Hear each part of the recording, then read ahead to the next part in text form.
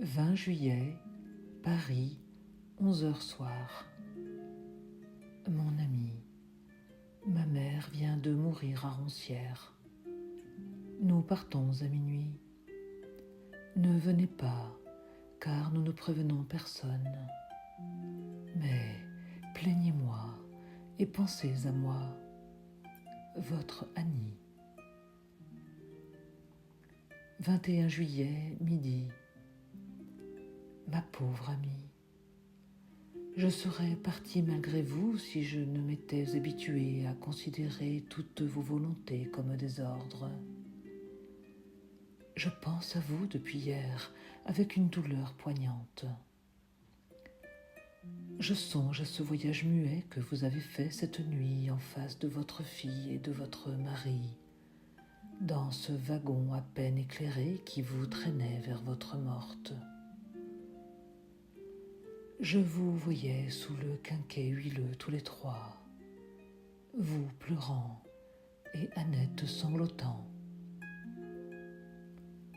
J'ai vu votre arrivée à la gare, l'horrible trajet dans la voiture, l'entrée au château au milieu des domestiques, votre élan dans l'escalier vers cette chambre, vers ce lit où elle est couchée, votre premier regard sur elle et votre baiser sur sa maigre figure immobile. Et j'ai pensé à votre cœur, à votre pauvre cœur, à ce pauvre cœur dont la moitié est à moi et qui se brise, qui souffre tant, qui vous étouffe et qui me fait tant de mal aussi en ce moment. Je baise vos yeux pleins de larmes avec une profonde pitié. Olivier. 24 juillet, Roncières. Votre lettre m'aurait fait du bien, mon ami, si quelque chose pouvait me faire du bien en ce malheur horrible où je suis tombée. Nous l'avons enterré hier, et depuis que son pauvre corps inanimé est sorti de cette maison, il me semble que je suis seule sur la terre.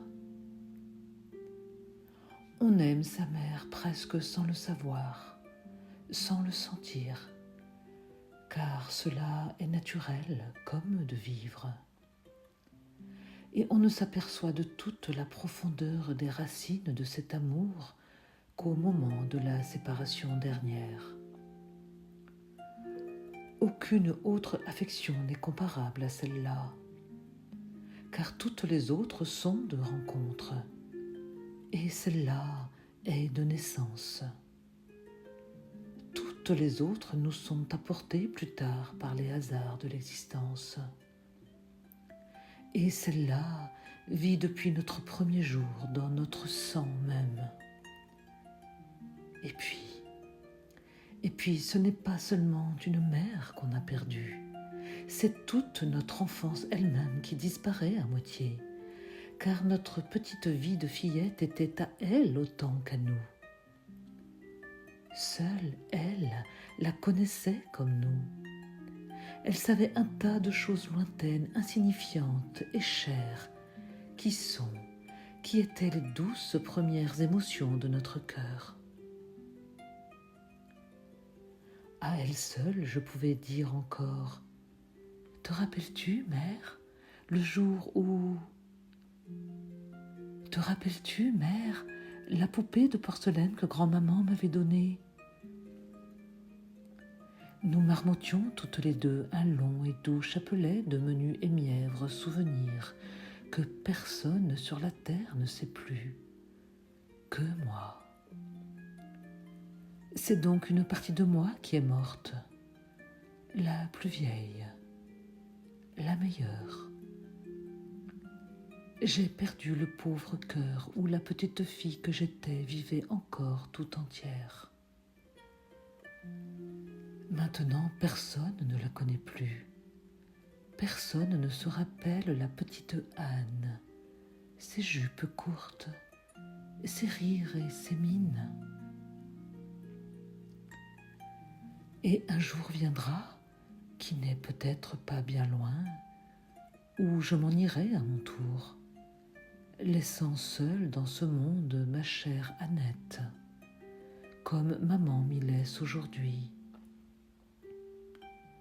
Que tout cela est triste, dur, cruel.